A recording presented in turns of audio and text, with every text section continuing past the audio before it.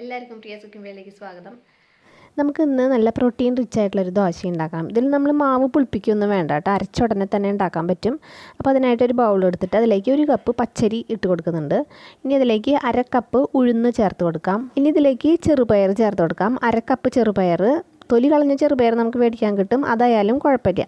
പിന്നെ ഇതിലേക്ക് 1/2 കപ്പ് കടലപ്പരിപ്പാണിത്, അതും കൂടെ ചേർത്ത് കൊടുക്കാം. പിന്നെ ഇതിലേക്ക് 1/4 ടീസ്പൂൺ ഉലുവ ചേർത്ത് കൊടുക്കാം. ഉലുവയുടെ ടേസ്റ്റുള്ള ഇഷ്ടമുള്ളവർക്ക് 1/2 ടീസ്പൂൺ വരെ ചേർത്ത് കൊടുക്കാം. ഇനി ഇത് നന്നായിട്ടൊന്ന് കഴുകിയെടുക്കാം. അപ്പോൾ അത് നന്നായി കഴുകിയെടുത്തിട്ടുണ്ട്. ഇനി ഇത് നമുക്ക് നല്ല വെള്ളത്തിലൊന്ന് കുതിർക്കാനായിട്ട് മാറ്റി വയ്ക്കാം. അപ്പോൾ ഇതൊരു 6 മണിക്കൂറെങ്കിലും കുതിർക്കാനായിട്ട് മാറ്റി വയ്ക്കാം. രാവിലേക്കാണെങ്കിൽ വേണമെങ്കിൽ രാത്രി കുതിർക്കാനായിട്ട് മാറ്റി വയ്ക്കാം.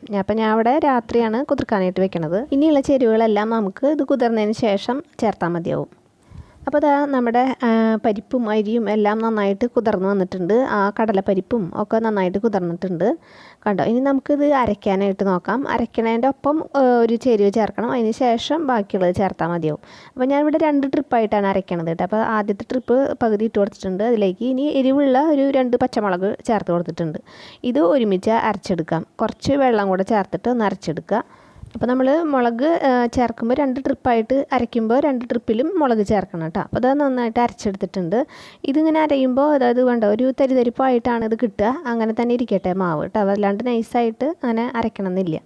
അപ്പോൾ അത് നമുക്കൊരു ബൗളിലേക്ക് മാറ്റി വയ്ക്കാം. അപ്പോൾ അതേ രണ്ടാമത്തെ ട്രിപ്പ് ഞാൻ ബാക്കിയുള്ളത് മുഴുവൻ ഇട്ട് കൊടുത്തിട്ടുണ്ട്. അതിലേക്കും പച്ചമുളക് എരിവിനനുസരിച്ചിട്ട് നിങ്ങൾ ഇട്ട് കൊടുക്കുക. നല്ല എരിവുള്ള പച്ചമുളകാണെങ്കിൽ നല്ല ടേസ്റ്റ് ആയിരിക്കും. അതും കൂടെ അരച്ചെടുത്തിട്ടുണ്ട് കേട്ടോ. അതും കൂടെ ഒരുമിച്ച് ആക്കിയിട്ട് ഒഴിച്ചു കൊടുക്കുക ബൗളിലേക്ക്. ഇനി നമുക്ക് ഇതിലേക്ക് കുറച്ച് മസാലകൾ ചേർത്തെടുക്കാം. കായം പൊടിയാണ് കേട്ടോ, 1/2 ടീസ്പൂൺ കായം പൊടിച്ചത് ചേർത്ത് കൊടുക്കുക. പിന്നെ ഇതിലേക്ക് നമ്മൾ പുളിപ്പിക്കണില്ലല്ലോ, അതുകൊണ്ട് മോര് നിങ്ങളുടെ പുളിക്കനുസരിച്ചിട്ട് ചേർത്ത് കൊടുക്കാം. പിന്നെ ഒരു 1/4 ടീസ്പൂൺ മഞ്ഞൾപ്പൊടി ഒരു കളറിന് വേണ്ടിയിട്ട്, പിന്നെ ഇതിലേക്ക് ആവശ്യത്തിനുള്ള ഉപ്പും, പിന്നെ 1/2 ടീസ്പൂൺ കാശ്മീരി ചില്ലി പൗഡറും ഒരു കളറിന് വേണ്ടിയിട്ട് തന്നെ ചേർത്ത് കൊടുക്കുന്നുണ്ട്.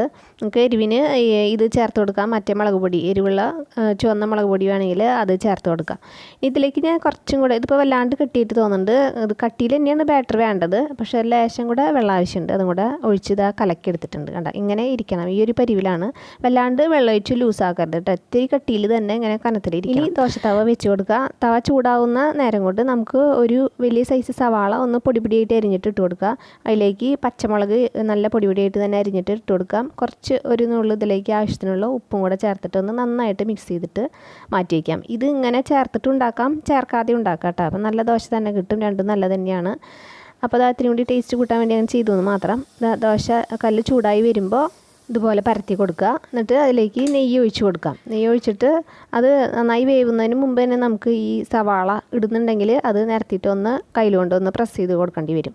എന്നിട്ട് തിരിച്ച് മറിച്ചും വേണമെങ്കിൽ ചുട്ടെടുക്കാം, അല്ല അത് താല്പര്യമില്ലെങ്കിൽ ഒരു സൈഡ് മാത്രം നമുക്ക് ചുട്ടെടുത്താലും മതിയാവും. അപ്പോൾ 2-3 ദോശയൊക്കെ ഉണ്ടാക്കുമ്പോഴേക്കും ദോശക്കല്ല് നന്നായിട്ട് ചൂടാവുന്നുണ്ടെങ്കിൽ അതിലേക്ക് കുറച്ച് വെള്ളം തെളിച്ച് കൊടുത്തിട്ട് ഒരു തുണി കൊണ്ടൊന്ന് തുടച്ച് കൊടുക്കാം. അപ്പോൾ ആ ചൂടൊന്ന് കുറഞ്ഞ് കിട്ടും. അപ്പോൾ അതേ നമ്മുടെ ദോശ ഇവിടെ ആയിട്ടുണ്ട്. ആ ദോശ ഇങ്ങനെ ഓടി കളിക്കുകയാണ്. അപ്പോൾ അതേ നല്ല ഹെൽത്തി ആയിട്ടുള്ള ദോശ ഇവിടെ റെഡി ആയിട്ടുണ്ട്. അത് ഒരെണ്ണം കഴിച്ചാൽ മതിയാവും, നല്ല അടിപൊളിയാണ്. കുട്ടികൾക്കൊക്കെ കൊടുക്കാൻ പറ്റിയതാണ്. ചെറുപയറൊന്നും കഴിക്കാത്ത കുട്ടികളുണ്ടെങ്കിൽ ഇതുപോലെ ദോശ ഉണ്ടാക്കിയിട്ട്, നല്ല ചമ്മന്തികളൊക്കെ നമ്മൾ ഉണ്ടാക്കിയിട്ടുണ്ട്, അപ്ലോഡ് ചെയ്തിട്ടുണ്ട്. ചട്നികളും ഒക്കെ ഉണ്ടാക്കിയിട്ടുണ്ട്. അതൊക്കെ ഇതിലേക്ക് മാച്ചായി പോവും. അല്ലെങ്കിൽ സാമ്പാറൊക്കെ കൂട്ടി കഴിക്കാം. അപ്പോൾ അതേ ഇത് നമ്മൾ സവാളയൊന്നും ഇടാണ്ട് ഉണ്ടാക്കിയ ദോശയാണ് കേട്ടോ. അങ്ങനെ ഉണ്ടാക്കാം. അപ്പോൾ എല്ലാവരും വെച്ച് നോക്കുക, അഭിപ്രായങ്ങളെല്ലാം ഷെയർ ചെയ്യുക. നമുക്കിനി അടുത്ത വീഡിയോ ആയിട്ട് കാണാം.